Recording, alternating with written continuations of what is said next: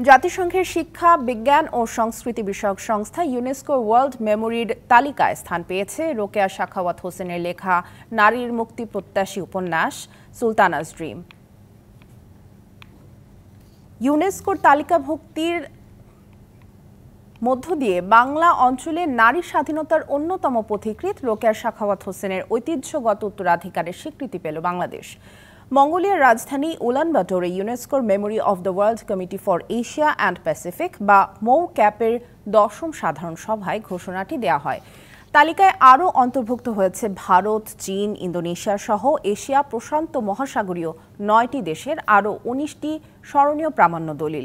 স্বীকৃতির তালিকায় দ্বিতীয় নামটি বাংলাদেশের পক্ষ থেকে মৌক্যাপের কাছে সুলতানাস ড্রিম এর নামের আবেদন জানিয়েছিল মুক্তিযুদ্ধ জাদুঘর।